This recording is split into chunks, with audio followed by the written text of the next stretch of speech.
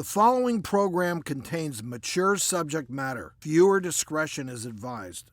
Welcome everyone to The Doctors. No secret, we're in an opiate crisis. Now some experts say the opioid epidemic will be more deadly than the AIDS pandemic back in the 80s. And when you look at the statistics, we've thrown them out there so many times. We're looking at death rates over 60,000 back in 2016. The rates are climbing.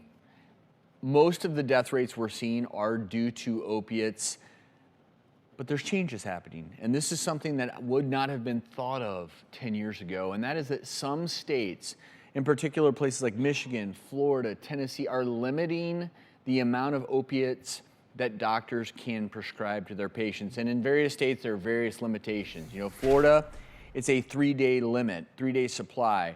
Other states, it may be a 7-day supply. It's not as easy for doctors to just blankly say, oh, you know what, here's 5 months supply, although that's an exaggeration. In the past, that would happen. I like this, and I think I speak for all three of us that I'm glad that this finally came. I think this is a major step in the right direction, and it helps us as physicians.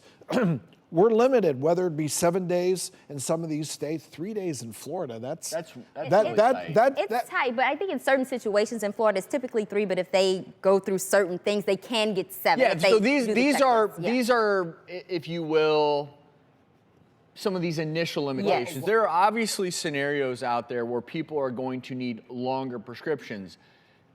In fact, let's use a cancer patient as an example. But we are talking now about documenting why you're using opiates, and if it's an acute injury, is it a fracture? Is it, you know, in the past, you would see this happen, and I was always confounded by it, but when I took my first job out of residency, I would see opiates being prescribed left and right for someone who comes in with a headache.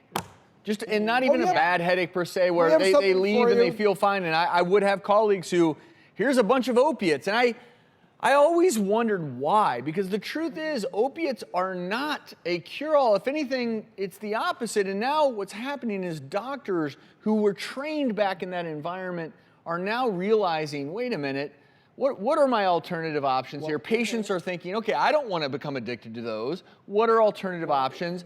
Short-term relief? Sure, but not... The old way to prescribe number 30, number 50, number 60 pills. No. What would happen? They wouldn't finish the pills, and then you have those pills sitting there, and then you start self-medicating with those for whatever injury. Then you create the vicious cycle. You need more of it to get the same effect. It makes our job that much easier. We can say, I'm sorry, you get a week's supply. That's the law.